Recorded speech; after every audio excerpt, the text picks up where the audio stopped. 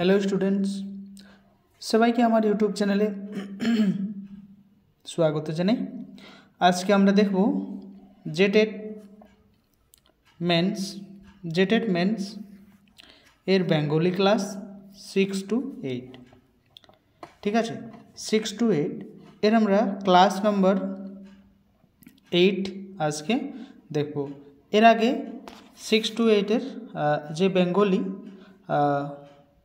সেটি কিন্তু 7টি video upload মানে 7টি ক্লাস আপলোড হয়ে গেছে অলরেডি।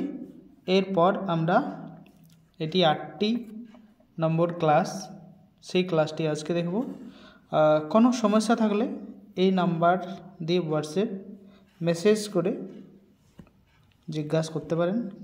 ঠিক আছে, তাহলে আমরা আজকে যেটি দেখব সেটি subjective plus MCQ, subjective plus MCQ দেখব।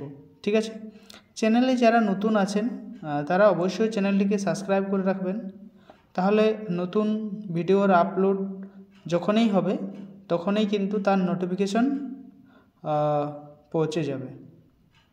ঠিক আছে, তাহলে আমরা ভিডিওটা শুরু করি। আজকে যে ভিডিওটা হচ্ছে সেটি হচ্ছে আর কিছু নাহি সাদ। এটি হচ্ছে একটি কবিতা। আর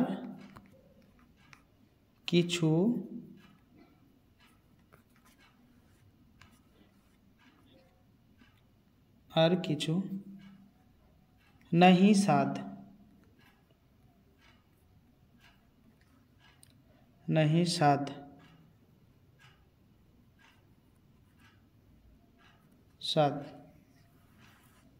এটি লিখেছেন বুদ্ধদেব বসু। কে লিখেছেন? বুদ্ধদেব বসু। তাহলে আমরা এখন ভিডিওটা শুরু করি। তার যে কবিতার যে সারাংশ, তার মূল অংশটা আজকে আমরা ভালো করে দেখব এবং তারপর এমসিকিউ আমরা কিছু প্রশ্ন করব। ঠিক আছে,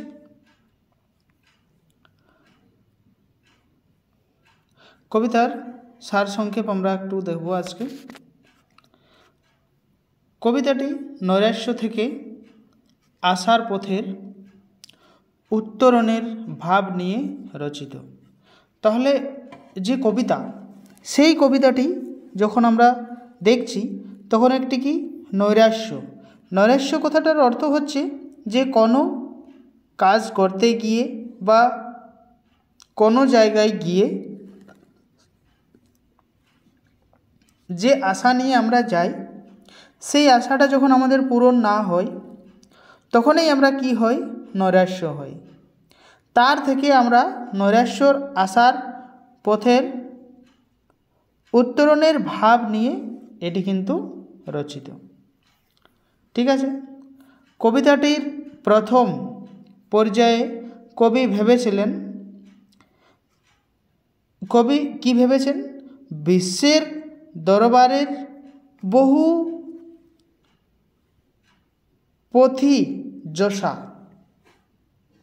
প্রথিতযশা কবি সাহিত্যক বর্তমান।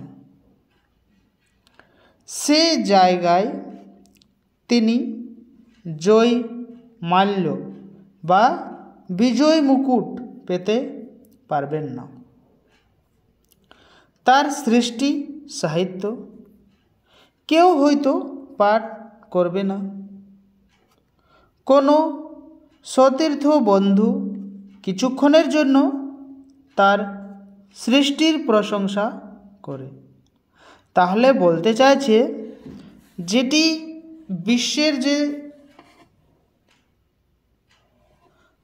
বিশ্বের যে দরবার, এটি কিন্তু বহুত বড়, এটি বহুত বড়। তো বর্তমানে যে সাহিত্যকরা আছে, সেই জায়গায় কখনো বা জয়মাল্য বা কখনো বা বিজয় মুকুট পেতে পারেন না। তার সৃষ্টি সাহিত্য কেউ হয়তো পাঠ করবে না, কেউ হয়তো পাঠ করবে, আবার কেউ হয়তো পাঠ করবেও না।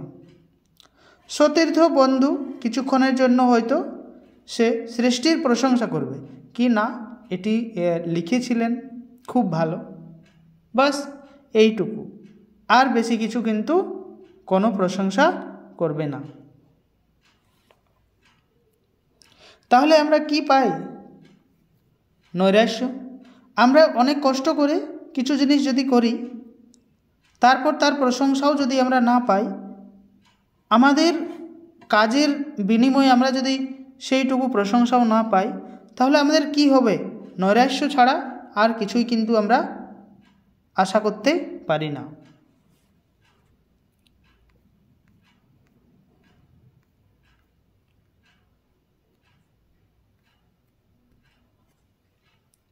পরবর্তী কালেই ভুলে পরবর্তী কালেই ভুলে কবির মতে সে প্রশংসা মিথ্যা। তাহলে যে প্রশংসা করছে সেটি কিন্তু কবির মতে মিথ্যা, সেটি সত্যি না। কিছু কবিতার দ্বিতীয় পর্যায়ে কবি প্রাণের আনন্দ খুঁজে পেয়েছেন। তাহলে কিছু কবিতার দ্বিতীয় পর্বে মানে সেকেন্ড হাফে প্রাণে কিছু আনন্দ খুঁজে পেয়েছেন, মানে সেটি দেখা গেছে যে সাফল্যর কিছু জিনিস কিন্তু আমরা দেখতে পাচ্ছি, খুঁজে পেয়েছেন। নিজের অস্তিত্বের অর্থ উপলব্ধি করেছেন। নিজের যে অস্তিত্ব মানে নিজে সে কি, সেই বিষয় বা সেই তাকে নিয়ে অনেক কিছু ভেবেছেন এবং নিজে কি সেই অর্থটাও কিন্তু তিনি বুঝতে পারেছেন। জনপ্রিয়তার ঊর্ধ্বে উঠে কবি সাহিত্য লক্ষ্মীর স্বাদ অনুধাবন করেছেন। তাহলে প্রিয়তার ঊর্ধ্বে উঠে কবি মানে মানুষের, প্রতিটা মানুষের মনের মধ্যে একটি জায়গা করতে হবে, সবার মনের মাঝে থাকতে হবে এবং সাহিত্য লক্ষণীয় স্বাদ অনুধাবন করেছেন তিনি। সৃষ্টির আনন্দ ছুঁতে পেয়েছেন, তিনি সৃষ্টির যে আনন্দ সেটি ছুঁতে পেয়েছেন কবি। কবিতার কাঙ্ক্ষিতের সন্ধান পেয়েছেন, সেই কারণে তার আর কোনো স্বাদ নেই। তাহলে তিনি যে সব কিছু পেয়েছেন, কোথায় কি হয় কোথায় কি না হয়, সমস্ত কিছু পাওয়ার পর আর কারো কি কোনো স্বাদ থাকে? আর কারো কোনো স্বাদ থাকে না। কবি গানে গানে সহস্রের মধ্যে সেই পরিপূর্ণ আনন্দের স্বাদ ভাগ করে নিতে চেয়েছেন। তাহলে সবার সাথে কবি সেই গানের মধ্য দিয়ে তার যে স্বাদ পাওয়ার, পরিপূর্ণতার যে আনন্দ, সেই আনন্দকে নিয়েই কিন্তু সবার কাছে সেটি ভাগ করে নিতে চেয়েছেন। একা এই আনন্দের ভার বহন না করে কবি নিজেকে সকলের মধ্যে মিলিয়ে দিতে চেয়েছেন। তাহলে কবি যেটা পেয়েছেন সেই পাওয়াটা কিন্তু কখনোই কবি নিজে একা আনন্দ উপভোগ কিন্তু করেন নাই, সবার কাছে সবাইকে নিয়ে মিলেমিশে সেটি ভাগ করতে চেয়েছেন। তাহলে এটাই ছিল কবির সেই কবিতার মূল বক্তব্য। এখন আমরা কিছু এমসিকিউ প্রশ্নকে দেখব, ঠিক আছে? কিছু এমসিকিউ প্রশ্ন আমরা এখন দেখব।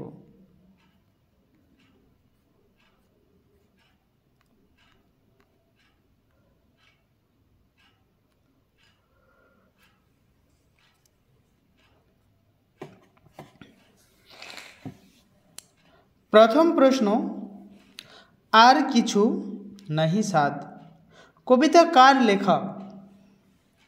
तो एटी आमी जे स्टार्ट करलाम भिडियोटा तखनई किन्तु बोले दिएछि, ताहले एटी आमी आंसर बोलबो ना। ठीक आछे, एटिर आंसर आमी बोलबो ना जे एटी कोनटी आंसर होबे। एटिर आंसर कमेंटे लिखते होबे। सरि, क्वेश्चन 1 क ख ग घ।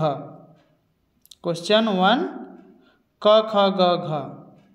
ठीक है, क ख ग घ जेटी आंसर होबे सेटी किन्तु लिखते होबे। जेटी आंसर होबे सेटी किन्तु लिखते होबे।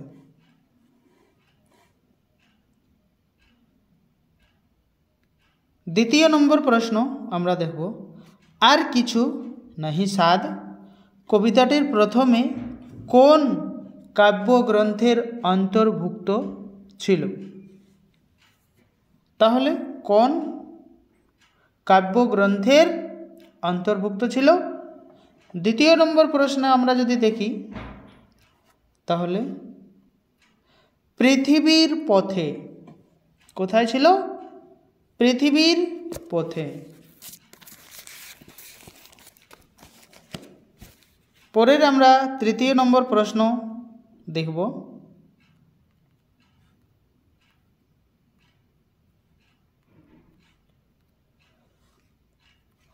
आर किछु नहीं साध कविताटिर परवर्तीकाले कोन काव्यग्रंथेर अंतर्भुक्त हयेछेन बा हयेछे। ठीक आछे, ताहले बंदीर बंदना। किसेर? बंदीर बंदना। परे जे प्रश्न जानी मोर तारे नहे। जानी मोर तारे नहे। ताहले एर सठिक उत्तर यदि आमरा देखी ताहले यशेर मुकुट। किसेर? यशेर मुकुट।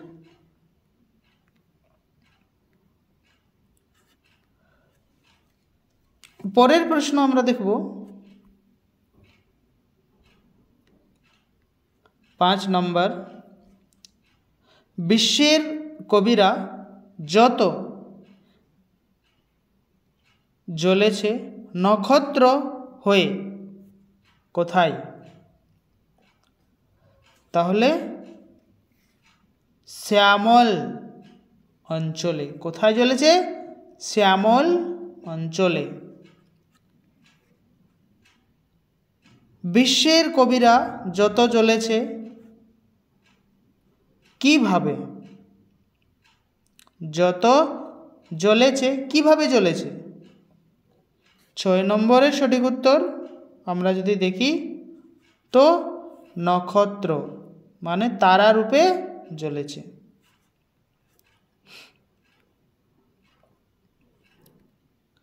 পরের প্রশ্ন জাগিবে না নীল নভস্থলে কি জাগিবে না। নভস্থলে কি জাগিবে না। তাহলে এর সঠিক উত্তর কবির বন্দনা গান। কবির বন্দনা গান। পরে 8 নম্বর প্রশ্ন আমার বন্দনা গান কোথায় জাগবে না। আমার বন্দনা গান কোথায় জাগবে না। ঠিক আছে, তাহলে নীল নভ স্তরে। খ নম্বর সঠিক উত্তর।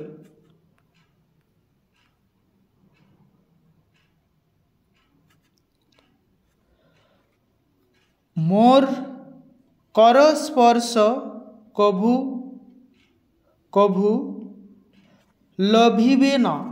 কর মানে হাত, হাতের স্পর্শ কবু লভিবে না বলছে। 9 নম্বরে সঠিক উত্তর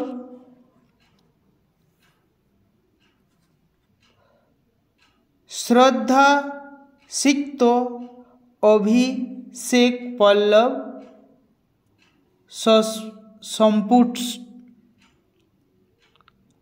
সম্পুটস। তাহলে খ নম্বর হয়ে যাবে এর সঠিক উত্তর। 10 নম্বর আমরা প্রশ্ন দেখব, আমার চরম ভাগ্য। চরম ভাগ্য কেমন?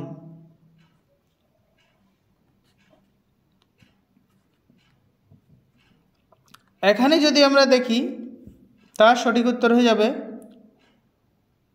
মরণের রিক্ত কালকূট। ঠিক আছে,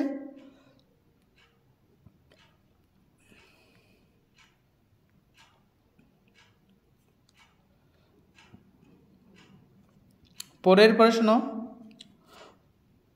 কোন সপ্তশতী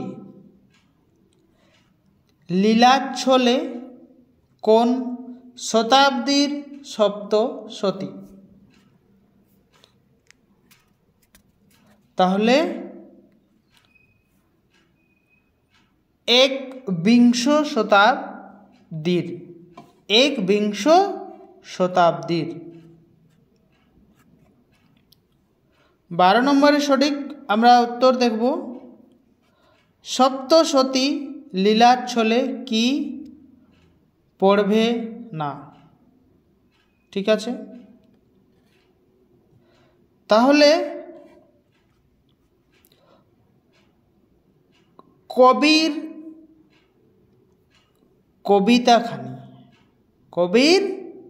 কবিতাখানি হয়ে যাবে তার সঠিক উত্তর।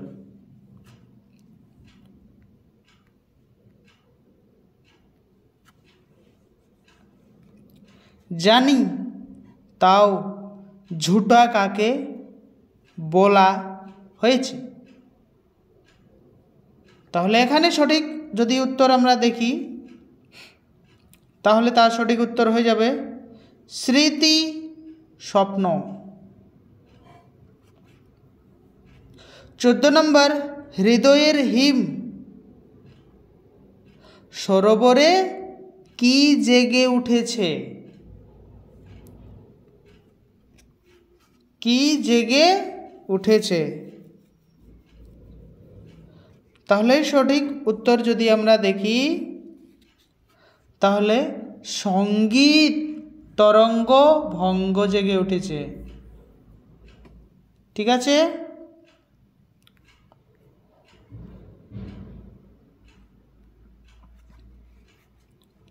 তোমারে যে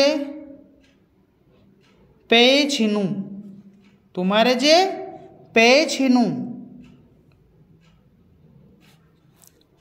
তাহলে সর্ব অঙ্গে মর্মে মনে প্রাণে ক এবং খ দুটোই হবে সঠিক উত্তর।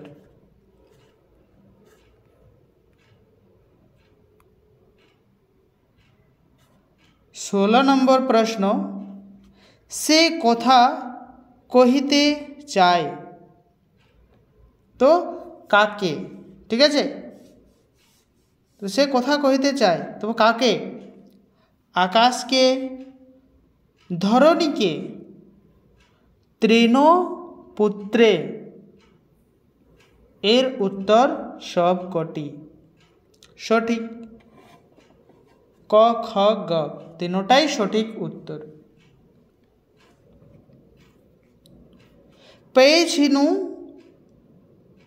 বিরহের স্পন্দমান অন্ধকারে।